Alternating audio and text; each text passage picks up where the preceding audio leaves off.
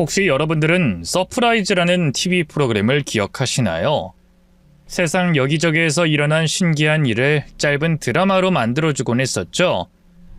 저는 어린 시절에 꽤 많이 시청을 했었는데 때론 허무맹랑한 미신도 많아서 말도 안 된다고 생각한 것도 많았어요. 하지만 제가 최근에 겪은 일을 생각하면 과학적으로 설명할 수 없는 신기한 일이라는 건 어쩜 누구에게나 일어나는 일이 아닐까 하는 생각이 들었죠. 지금부터 들려드릴 이야기는 제가 생애 처음으로 겪은 기묘한 일이었으니 끝까지 들어주셨으면 좋겠네요. 사실 저는 어머니에게 그리 좋은 아들은 아니었어요. 더 정확히 말하면 진짜 쓰레기였습니다. 밖에서 사고를 저지르고 나쁜 짓을 한 것은 아니었지만 다른 의미로 어머니의 속을 썩이는 못난 놈이었죠. 문을 걸어 잠그고 방에 틀어박혀서 거의 나오지 않았거든요. 반면 어머니는 제게 9을 주고도 남은 하나를 주지 못해 가슴 아파했던 사람이었습니다. 준원아, 엄마랑 이야기 좀 하자, 응? 엄마가 이렇게 부탁할게. 눈을 보고 대화를 하고 싶어서 그래. 지금 벌써 한 달이 넘었잖아. 엄마 너무 힘들어. 저는 그런 어머니의 목소리에도 짜증이 일어 소리를 질렀습니다. 필요 없다고 하잖아. 왜 매번 다 엄마 마음대로야? 내가 싫다는데 왜 자꾸 그러냐고. 준원아, 엄마가 진짜 잘못했어. 엄마가 이렇게 빌게. 제발 이러지 마. 매일 잘못을 비는 어머니와 그걸 거부하는 저. 겨우 몇 센티미터의 문을 사이였지만 좀처럼 가까워지지 못했습니다. 물론 우리가 처음부터 그랬던 것은 아니었죠. 다정했던 아버지, 한때는 귀여웠던 동생 현수까지 저희 네 식구는 나름 행복했었습니다. 아버지는 저를 굉장히 예뻐했어요. 지금도 이유는 모르는데 아버지가 출근만 하면 자지러지게 울었던 게 어렴풋하게 기억이 납니다. 이른 아침에 아버지 다리에 매달려 나라를 잃은 것처럼 울었었죠. 당장 출근해야 하는 아버지는 곤란한 표정으로 저를 안아들고 달래주셨고요. 우리 준원이 이렇게 울면 아빠가 어떻게 출근해? 금방 다녀올게. 응? 싫어. 출근하지 마. 싫어. 아빠가 열심히 돈 벌어야 우리 아들 맛있는 거랑 장난감도 사주고 그럴 거 아니야. 착하지? 결국 자다가 깬 어머니가 와서야 상황이 정리됐죠. 아마 저는 온전히 주어지던 아버지의 관심이 좋았고 쓰다듬는 손길이 너무 따뜻해서 습관적으로 그랬던 걸 겁니다. 하지만 그것도 잠시였고 동생 현수가 태어나면서 상황은 바뀌기 시작했죠. 제가 봐도 아버지는 좀 지나치게 현수만을 감싸고 들기 시작했어요. 한 번은 동생이 제 숙제를 방해했고 저는 화가 나서 동생에게 짜증을 낸 적이 있었습니다. 그랬더니 동생이 울기 시작했고 아버지는 뛰어나와 저를 다그치기 시작했죠. 준원이 너는 어린 동생이 놀고 싶어서 그러는데 그깟 숙제가 대수야? 왜 동생한테 화를 내? 그러고도 네가 형이야? 형이면 형답게 굴어야 할 거 아니야? 아니 이거 오늘까지 해야 되는데 현수가 낙서해버렸단 말이야. 낙서가 대수야? 애가 울잖아. 끝과 거 안 해도 그만이야. 이리 내. 아버진 양손으로 꼭 쥐고 있던 학습지를 가지고 가서 손으로 벅벅 찢어버리더군요. 당연히 저는 자지러졌습니다. 그러자 어머니가 뛰어나와 아버지에게 언성을 높였죠. 당신 정말 왜 이렇게까지 하는 거야? 준원이 놀란 거 안 보여? 그러는 당신은? 현수는 눈에도 안 보여? 매번 준원이 그렇게 감싸고 도니까 애가 이기적으로 자랐다는 생각은 안 해? 이깟 숙제가 뭐라고 자기 동생을 올리냐고? 진짜 기가 막힌다. 그렇다고 당신 손으로 그걸 찢어? 지금 당신이 하는 행동은 뭔데? 뭐긴 뭐야? 뭐가 우선인지 제대로 가르친 거지? 무슨 서열 정리해? 애가 학교에 가서 혼날 건 생각도 안 해? 혼나야지. 성적이 중요해. 인성이 중요한 거지. 그리고 당신도 그러는 거 아니야. 감쌀 걸 감싸야지. 현수 지금 겨우 5살이야. 준원이는 12살이고. 준원이 11살이야. 당신 자기 아들 나이도 몰라? 그러고도 당신이 이 아이의 아빠라고 할 수 있어? 요즘 들어 당신 해도 너무한다고 생각 안 들어? 11살이나 12살이나 거기서 거기야. 뭐 다른 아빠들은 그런 거 줄줄 외우는 줄 알아? 그냥 넘어가면 될 일을 굳이 꼭 그런 식으로 사람 매도해야 속이 시원해? 날 나쁜 아빠로 만들고 싶어서 안달난 사람처럼 꼬투리 좀 잡지 마. 두 분은 현수가 태어나기 전까진 사이가 좋았었습니다. 아버진 제대로 된 사과를 할 줄 아는 분이었기에 작은 말다툼이 커지는 일이 없었다고 해야 정확하죠. 그날도 크게 다투긴 했지만 아버지는 제게 따로 와서 미안하다는 사과를 하셨어요. 하지만 얼마 못 가서 다시 비슷한 일들이 생겼죠. 이유는 단순했습니다. 오냐오냐 키우기만 했던 동생의 행동은 날이 가면 갈수록 도를 넘기 시작했거든요. 어린아이의 순수한 악이라는 게 당해보지 않으면 모릅니다. 치약을 자고 있는 제 얼굴에 뿌리기도 했고 신발 안에 압정을 넣기도 했고 학교 갈 때 필요한 준비물을 숨기는 장난도 쳤죠. 뿐만 아니라 초등학교 3학년이 되었을 때는 어머니 말도 듣지 않기 시작했습니다. 자신이 원하는 반찬을 만들어주지 않으면 그릇을 바닥에 던지는 행동까지 했고 욕을 하면서 어머니를 때리기까지 했어요. 소위 요즘 말하는 금쪽이처럼 도저히 제어가 되지 않는 상태였죠. 그렇다고 어머니가 혼이라도 내는 날은 아버지는 난리가 났어요. 저 어린애가 때릴 데가 어딨다고 매를 들어? 당신이 그러고도 우리 현수 엄마라고 할 수 있어? 애가 얼마나 아프면 일하고 있는 나한테 전화를 다 했겠냐고? 지금 당신 눈에 현수가 나한테 매 맞은 것만 보여? 지금 집안 꼴을 봐! 전화를 받고 미친 사람처럼 뛰어온 아버지의 눈앞에 펼쳐진 것은 깨진 유리 파편과 널브러져 있는 음식물이었습니다. 하지만 아버지는 그건 보이지도 않는다는 듯 무시하더군요. 이게 뭐 어때서? 그러게 내가 애가 좋아하는 음식으로 만들려고 했잖아. 준원이 어릴 땐 잘만 해주더니 왜 현수한테만 그렇게 인색해? 내가 돈을 안 줘? 아니잖아. 인색? 내가? 현수 지금 겨우 초등학교 3학년이야. 근데 비만이라서 식단 조절은 해야 된다고 몇 번은 말했어. 무조건 좋아하는 것만 만드는 게 애한테 안 좋다는 거 몰라? 그래도 적당히 해야 할 거 아니야? 살이야 나중에 다 빠질 거고. 어릴 땐 잘 먹고 잘 자는 게 최고라는 거 몰라서 그래? 아무래도 몸이 약해서 어릴 때 잔병치를 했던 아이한테 이러는 거 학대야. 빌어먹을 식단한다면서 애 괴롭히는 거라고. 어머니는 아버지 말에 충격을 받은 듯 눈물까지 흘렸습니다. 어쩜 나한테 그런 식으로 말할 수가 있어? 학대? 내가 애를 괴롭힌다고? 오해받기 싫으면 다신 우리 현수 몸에 손대지 마. 요즘 시대는 그런 시대가 아니야. 때려서 말 듣게 하는 그런 옛날이 아니라는 뜻이라고. 두고 볼 거야. 그때 아버지 뒤에서 혀를 빼꼼 내미는 현수를 보았고 저는 이를 갈았죠. 그러다 마침내 부딪히게 된 것은 현수가 12살, 제가 고등학생일 때였습니다. 하교하는 길에 친구들과 어울려 놀고 있는 현수의 손에 들려있던 담배를 보게 된 게 화근이었죠.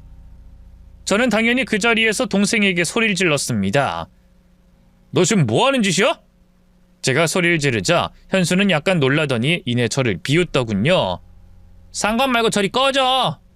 너 정말 미쳤어? 너 아직 초등학생이야. 근데 담배? 이게 말이 된다고 생각해? 미친 건 너지. 나한테 말 걸지 말라고 했잖아. 감히 형 주제. 긴장하고 있던 주변 친구들이 현수의 말에 키득거리기 시작했고 제 앞에서 보란듯이 담배를 또 입으로 가져가고 있었습니다. 그리곤 저를 앞에 두고 집에서 찬밥 취급받는다는 등 아버지는 본인 말에 껌뻑 죽는다는 등 으스대고 있었죠. 그래서 저는 그대로 발로 차서 바닥에 넘어뜨렸습니다. 또래 애들보다 훨씬 큰 덩치에 살집이 있던 동생이었지만 고등학생이었던 저와 비견되는 수준은 아니었거든요. 저는 그대로 동생의 머리채를 잡고 주먹으로 얼굴을 쳤죠. 동생은 덜덜 떨면서도 제게 욕을 하며 말했습니다. 아빠한테 다 말할 거야. 다 말해서 너 따윈 쫓아내버릴 거야.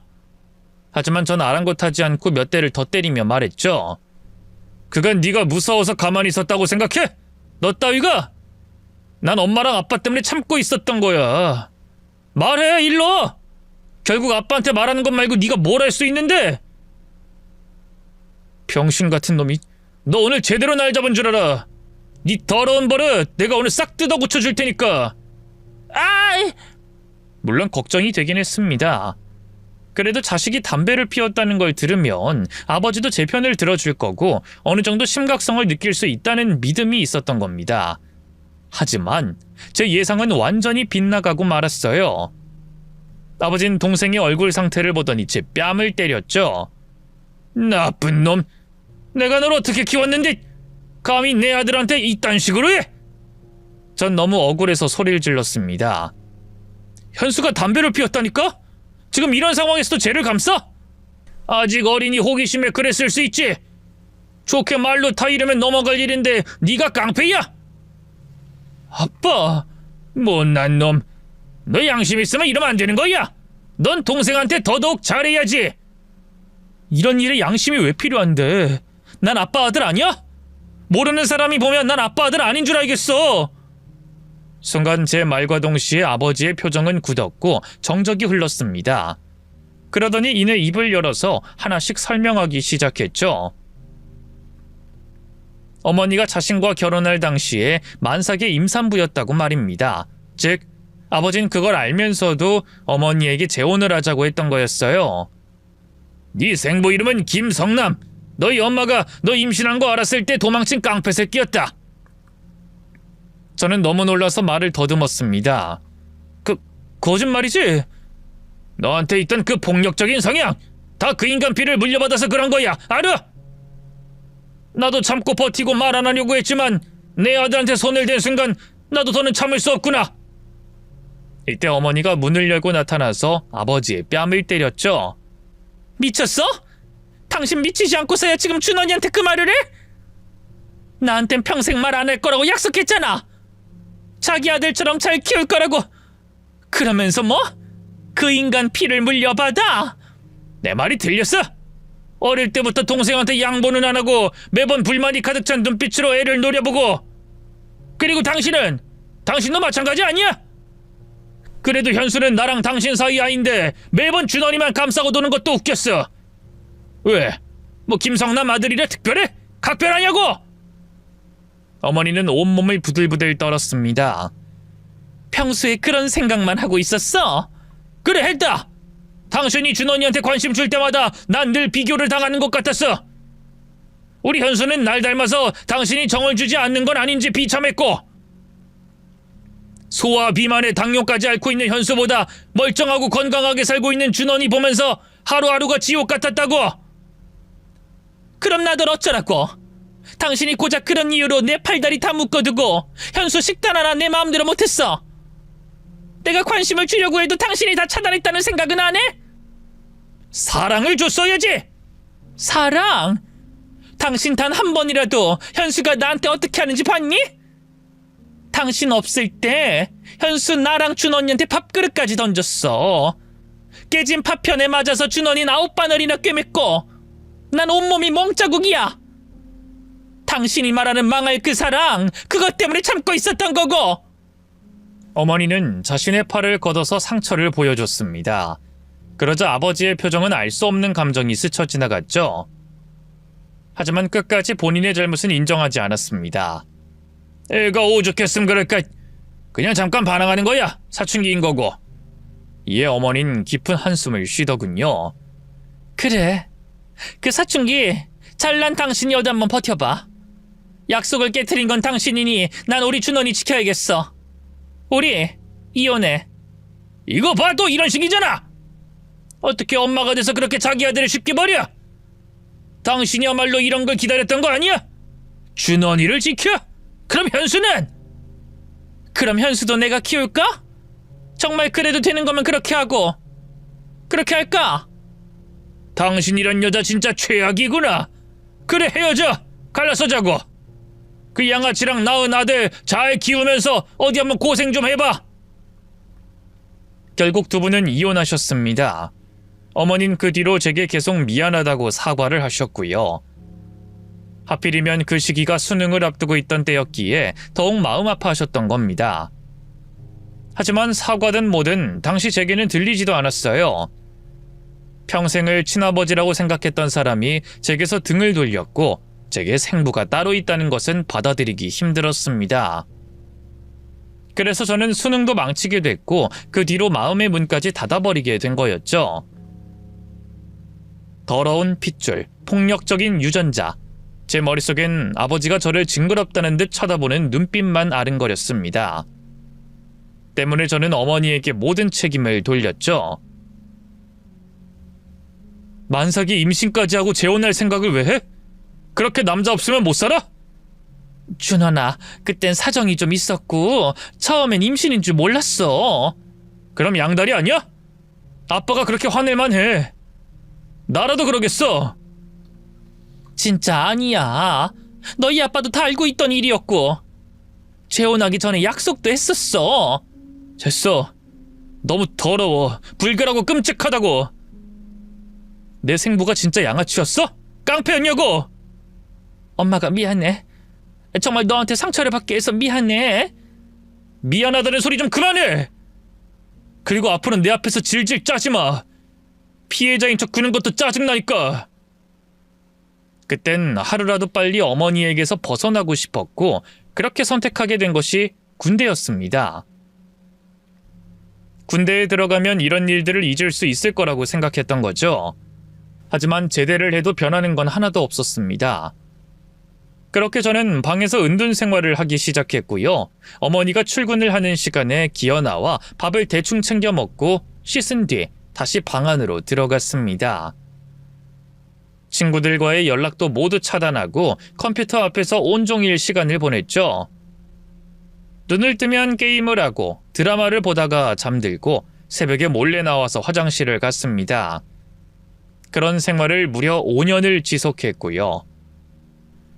일종의 시위라고 생각했었던 것은 처음 1년이 전부였고 사실 그 뒤에는 현실을 마주하고 싶지 않아 외면했던 겁니다. 다른 사람들은 대학 다니고 연애도 하고 취업도 준비하고 있는데 저는 그러지 못할 것 같았으니까요. 모든 게 너무 늦은 것 같았고 용기도 없었습니다. 그래서 아마도 그 생활을 영위하려고 어머니에게 괜한 화풀이를 했던 것도 있었죠. 마치 출근을 못하게 아버지 바짓가랑이에 매달렸던 것처럼 성인이 된 이후에도 억지를 피우고 있었던 겁니다. 그러던 어느 날이었죠. 유독 밖에서 달그락거리는 소리가 들렸지만 저는 크게 신경을 쓰진 않았어요. 그런데 순간 쿵 하는 큰 소리가 나는 걸 들었죠. 아, 진짜 시끄럽게 왜 저래? 하며 저는 헤드폰을 끼고 게임에 다시 몰두했습니다. 그렇게 몇 시간이 지났고 새벽 3시에 저는 방문에 귀를 대고 인기척을 확인했고 밖으로 천천히 나왔어요. 화장실에서 볼일을 본 뒤에 먹을 게 있는지 부엌으로 들어가려는 때 발밑에 뭔가 닿았죠. 엄마? 엄마! 어둠 속에 쓰러져 있는 어머니와 의자를 보고 저는 놀라서 뒤로 넘어갔습니다. 하지만 바로 정신을 차리고는 맥박을 살폈어요. 그리고 119를 불렀죠. 고작 몇 분도 걸리지 않았을 출동 시간이었지만 제게는 너무나 길게 느껴졌습니다. 울면서 어머니의 손을 잡고 잘못했다며 빌고 또 빌었죠. 엄마, 제발 일어나. 내가 다시는 안 그럴게. 내가 미쳤어. 내가 돌았다고. 그러니까 죽지 마. 나 두고 가지 말라고, 제발. 다행히 어머니는 병원에서 의식을 되찾으셨습니다. 형광등을 갈다가 의자에서 떨어졌다고 하더군요. 다행히 머리에는 큰 부상은 없었고 한쪽 팔만 금이 간 상태였는데 쓰러진 건 영양실조가 그 원인이라고 했습니다. 의사에게 그 이야기를 듣고 나니 그제서야 보이더군요. 잘 먹고 잘 자서 살이 오른 저와는 달리 바짝 말라있는 어머니의 모습이 말입니다. 준원아, 많이 놀랐지? 앞으로는 이런 일 없게 할게. 정말 미안해. 바짝 마른 입술로 또 제게 미안하다는 어머니의 얼굴을 보니 저는 눈물을 쏟았죠. 뭐가 매번 그렇게 미안해. 이거 내 잘못이야. 나 때문이라고. 그때 일찍 나오기만 했어도. 내가 잘못했어. 진짜 다신 안 그래. 나 정신 차렸어. 약속해. 고마워, 준원아. 엄마도 약속할게. 저번엔 엄마가 준원이 못 지켰지만 다신 상처받게 하지 않을 거야. 널 위해 뭐든 꼭 하나는 할 거라고. 저는 그 일이 있고 바로 일자리를 구하기 시작했습니다. 고졸이라는 학력으로도 구할 수 있는 일은 많았지만 문제는 경력이었죠. 군대를 다니기 전 후까지 저는 그 흔한 아르바이트조차 해본 적 없었던 겁니다. 방구석에만 있어서 허연 얼굴에 통통하게 살도 올라 있어 둔해 보이기까지 하는 저는 면접에서 계속 떨어졌고요. 반복된 탈락에 다시 방 안으로 기어 들어가고 싶은 충동을 느낄 때도 있었습니다. 하지만 그때마다 저는 쿵 하고 떨어지던 그 소리를 떠올렸고 이를 악물고 계속 도전했죠. 그러다 한 회사의 물품 창고 관리직을 지원했습니다. 면접 보시는 분은 역시나 제 경력에 의문을 가졌죠. 군대는 제대를 했는데 경력이 하나도 없네요. 솔직하게 말씀드리면 집에서 나오지 않았습니다. 면접 보는 분은 약간 당황한 것 같더군요. 그래요? 초보도 가능하다고 해서 지원했습니다. 비록 경력은 없지만 정말 열심히 해보고 싶습니다. 잘할 자신도 있고 실망시켜드리지 않을 겁니다. 맞아요. 저희는 초보도 뽑죠. 일이야 배우면서 하는 거니까요. 하지만 성실하다는 것도 경력을 보고 판단하는 부분이라. 알고 있습니다. 하지만 전 변하고 싶습니다. 방에 틀어박혀서 현실을 보지도 않고 어머니 속만 썩였거든요. 돌이킬 수 없기 때문에 후회해도 소용없다는 거 알아요. 하지만 앞으로는 그렇게 살지 않을 거라는 각오로 방 밖으로 그리고 이곳으로 온 겁니다. 제게 기회를 주신다면 제 의지를 보여드릴 거라고 약속드리겠습니다. 제 말에 면접관이 흡족한 미소를 보였죠. 만약 일을 해서 월급을 받으면 뭘 할 겁니까? 일단 첫 월급은 어머니 드리고 그 다음부턴 돈을 모아서 집을 사고 싶습니다. 다행히 저는 그 회사에 입사하게 됐습니다. 그리고 약속했던 것처럼 하루도 빠지지 않고 출근을 했죠.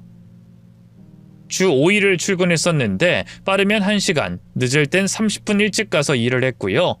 제 성실함 덕분인지 3개월 후에는 정직원이 됐고 그렇게 3년이란 시간을 그곳에서 지냈습니다.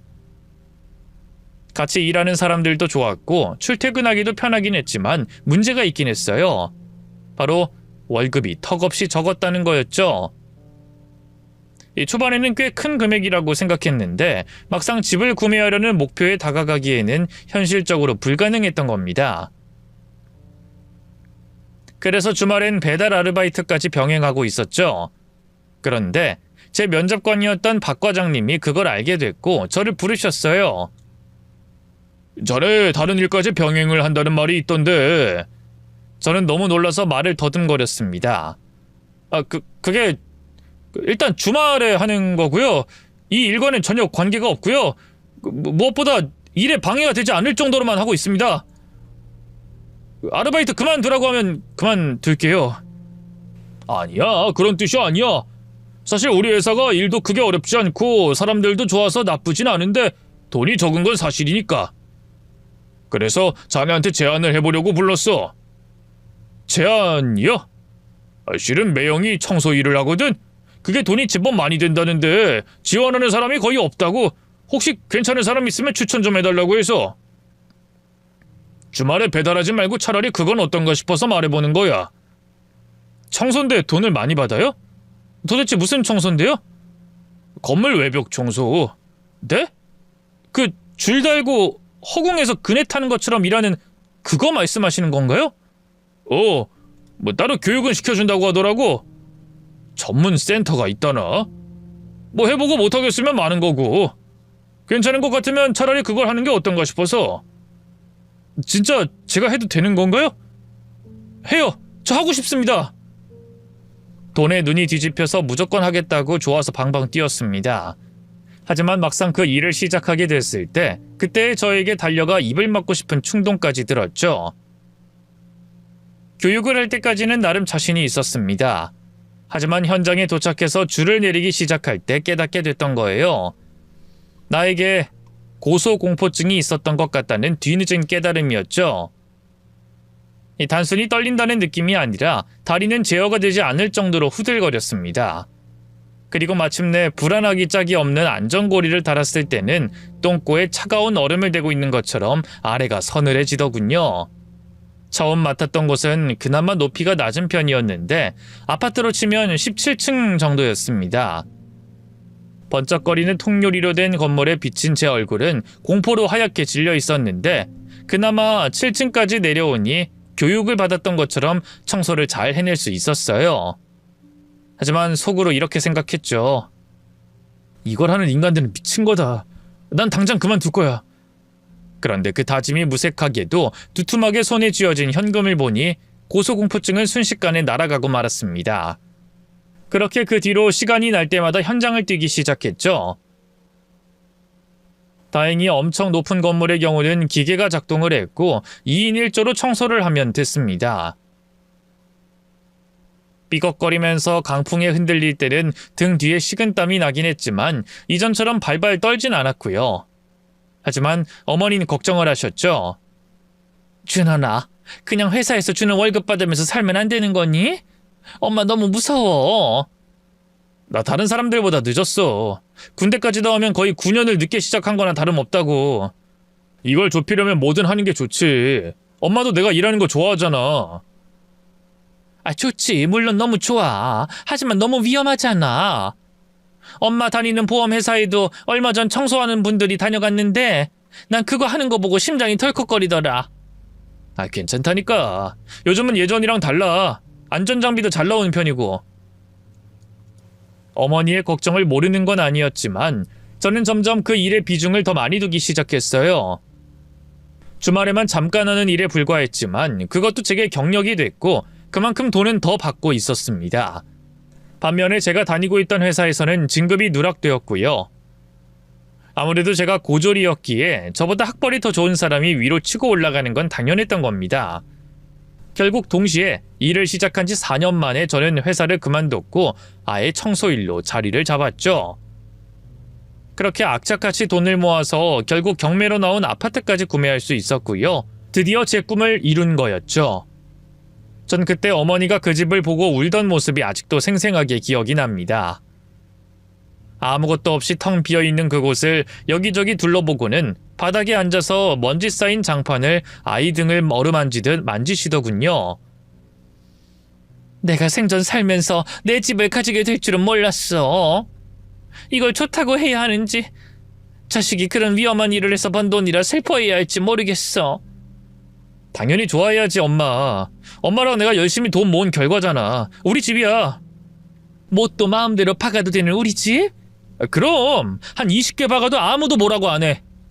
이제 이사 걱정에 집 늘어날까 전전긍긍하지 않아도 되고 엄마가 그렇게 가지고 싶어했던 디귿자 부엌도 만들어도 된다고. 나갈 때 원상복구 하라고 할까봐 매번 망설였었잖아. 돌침대도 가지고 싶은데 이사할 때 힘들까봐 늘 바닥에 누워서 잤고. 이제 그렇게 안 해도 된다니까? 어머님 그때서야 표정이 좀 헐겁게 풀어지셨죠. 못을 왜 20개를 박아? 근데 말하고 보니 참 웃긴다. 예전엔 그 못이 뭐라고 못 박게 하나 그랬는데 내 집이 되니까 못 박는 것도 아깝네. 이제 집주인의 마음이 뭔지 알 것 같아. 그저 예쁘게 좋게 꾸미고 싶기만 하네. 저는 그런 어머니의 손을 잡았습니다. 그럼 예쁘게 꾸미자. 우리 앞으로 진짜 행복해지기만 하자. 저는 그 무렵에 난생 처음으로 여자친구도 사귀게 됐습니다. 성인은 제가 일을 하는 곳에 신입으로 들어온 사람이 아는 지인을 통해 소개해준 여자였는데 저보다는 부담스러울 정도로 나이가 어렸습니다. 무려 8살이나 차이가 났거든요.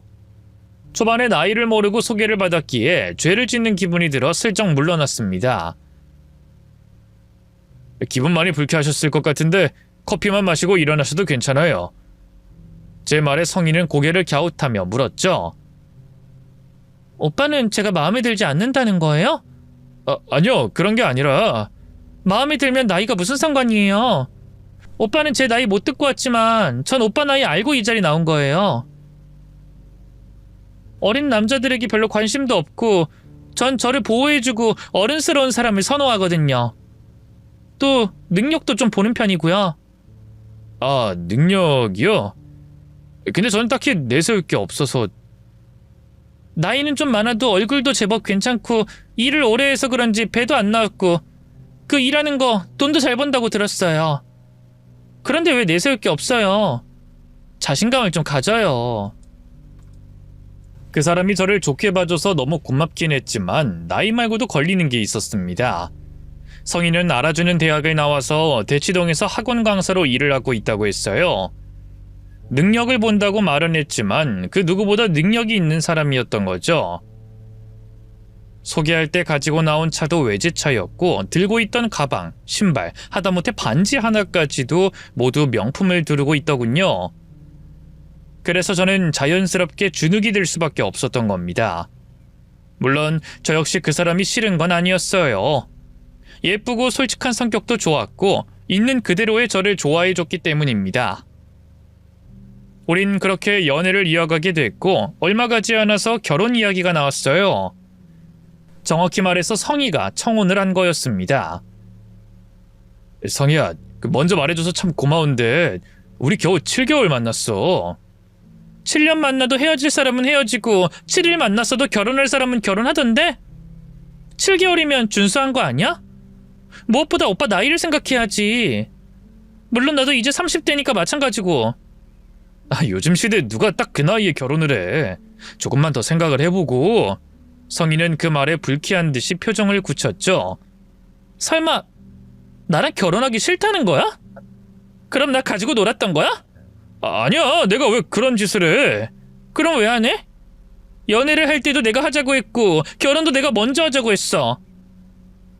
여자들 자존심 그런 거 신경 하나도 안 쓰고 오로지 오빠를 좋아하는 마음에 내가 늘 나섰다고. 그러니까 적어도 딱 한 번은 오빠가 먼저 나서줄 수 있을 거라고 생각했는데. 전 고개를 숙이며 진실을 말했습니다. 그게 아니야. 자신이 없어서 그랬어. 분명 내 학력, 내 직업까지 결혼하려면 다 걸림돌이 될 테니까. 혹시나 그럼 너무 아플 것 같았고. 그게 회피야. 상처 좀 받으면 어때? 날 진짜 사랑하면 그런 것도 견뎌야 할 거 아니야. 그건 성희의 말이 맞았습니다.